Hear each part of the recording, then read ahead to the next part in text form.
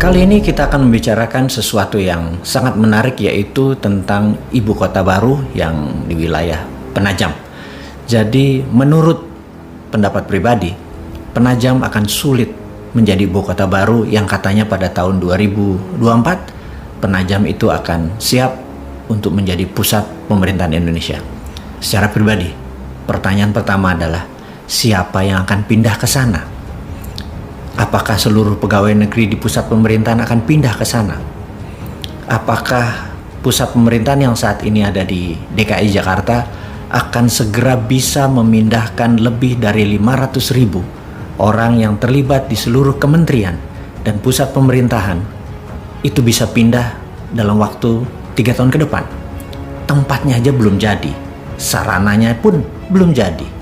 Jadi kalau kita melihat ingin memindahkan, katakanlah 5 juta orang ke Penajam tersebut, kalau kita satu hari 10 pesawat aja yang ada digunakan, satu pesawat sekitar 200 orang aja, itu 2.000 orang.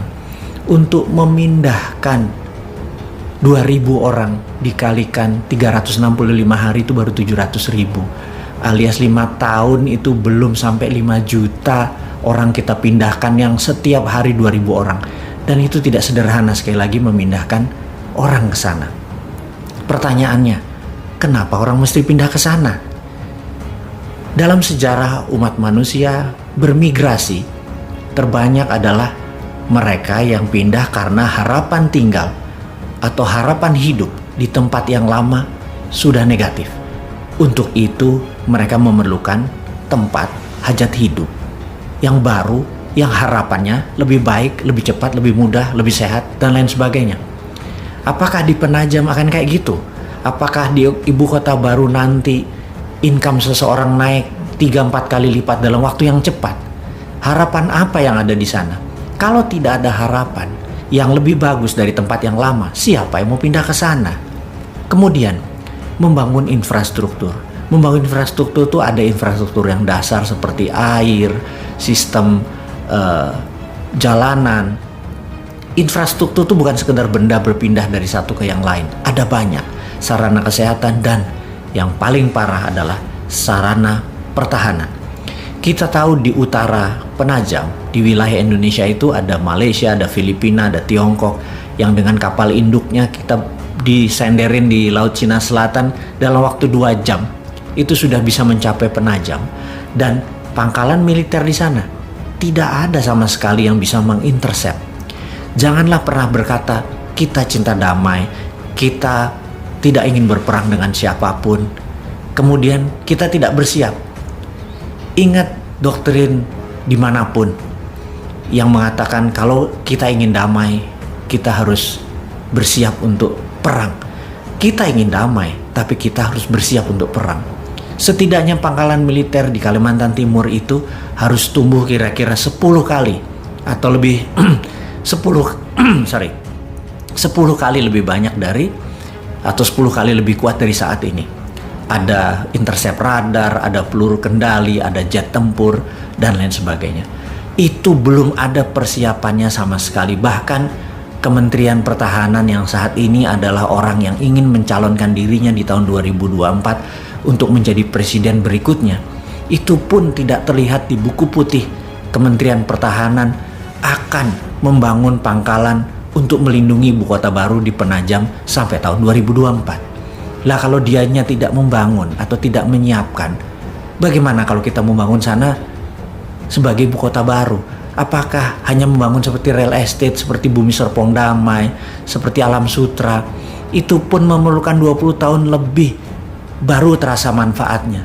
Jadi kalau dikatakan ibu kota baru nanti akan jadi tahun 2024, saya bisa katakan itu tidak mungkin. Dan banyak yang terbuai bahwa itu mungkin. Proyek itu yang terakhir yang kita mau tanya adalah, sekali lagi kita mau nanya, bagaimana cara membangunnya? Apakah dengan berhutang seperti selama ini? Saat ini aja 7 tahun itu menghutangnya hampir 5.000 triliun, menjadikan total hutang negara itu hampir 6.500 triliun dan lebih. Ditambah membangun ibu kota baru, itu lebih kali dari 5.000 triliun hanya untuk membangun seluruh infrastruktur di sana dan kesiapan software dan hardware. Kita nggak mungkin membangun kota hanya memindahkan hardware. Di situ harus kayak Wakanda. Di situ harus digital country. Pertama kali menjadi digital ibu kota berdasarkan berbasis teknologi. Dan ini semua tidak siap kita sekarang. Teknologinya asing semua. Membangunnya pakai uang asing. Lalu membangunnya pakai hutang. Di mana kedaulatan bangsa ini? Kalau sebagai proyek mercusuar seperti orang megalomania, ya mungkin aja hal itu bisa dibangun. Tapi sekali lagi, para pejabat di atas dan para pemimpin tertinggi, Anda bukan orang megalomania. Jadi jujur aja, tunggulah masa yang tepat. Saat ini belum tepat. Jadi ada baiknya kita tunda dulu membangun, atau katakanlah tutup aja, tidak usah membangun. Kita nggak pernah kita menuduh bahwa begitu tidak dibangun, wah lo tidak komitmen. Enggak, kita mengerti. Karena kalau kita dikomunikasikan, Anda sebagai pemimpin adalah directed leader, mengarahkan, menginstruksikan. Kita paham kok. Kalau pakai buzzer, pakai orang bayaran, mereka nggak paham. Mereka hanyalah karena dibayar ya mereka serang aja udah. Pokoknya apa sabdonya Anda di echo aja sama mereka, diamplifikasi aja tanpa melihat bahwa implikasi itu sebenarnya tidak begitu maksud Anda. Sekarang Anda harus menjadi directed leader. Katakan tidak jadi membangun penajam. Katakan akan di-review ulang karena masalah pendanaan. Bukan masalah yang lain. Menurut saya, hemat saya, ini adalah masalah pendanaan. Tapi kalau ditanya, oke, apa kamu cuma mengkritik atau menyinyir doang? Enggak begitu. New Mind punya solusi. Dari dulu, New Mind punya solusi. Dan pindahnya pusat pemerintahan tadi bukan ibu kota loh. Jadi membedakan. Kalau Penajam adalah ibu kota dan pusat pemerintahan. Namun kalau New Mind itu berbeda. Ibu kota tetap di DKI Jakarta. Ibu kota. Tapi pusat pemerintahannya kita geser. Kita lihat ada 5.000 hektar pulau reklamasi yang saat ini berada di utara Jakarta. Itu diluruskan. Itu sebaiknya diambil oleh pemerintah pusat. Bukan membangun pulau reklamasi, tetapi kita mengacu sebentar ke fakta dunia. Bahwa kota Amsterdam di Belanda adalah kotanya berada hampir 4 meter di bawah permukaan laut.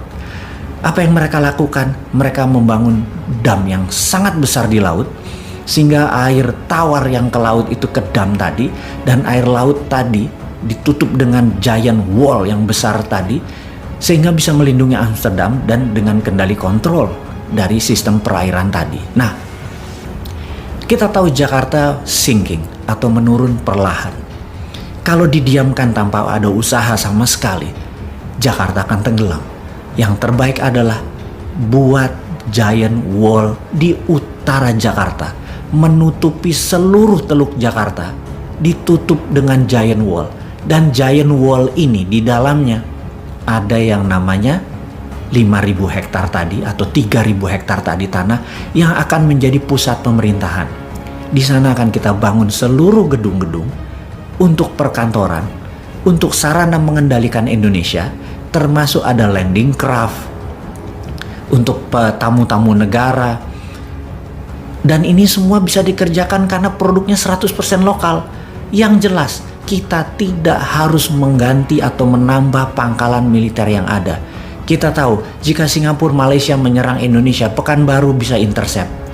Jika Malaysia, Tiongkok dan Filipina menyerang Jakarta, Makassar atau Madiun bisa intercept. Juga jika musuh kita dari selatan datang, Madiun bisa intercept. Belum lagi Halim, itu dari sisi angkatan udara. Dari angkatan laut, Tanjung Priuk one of the best.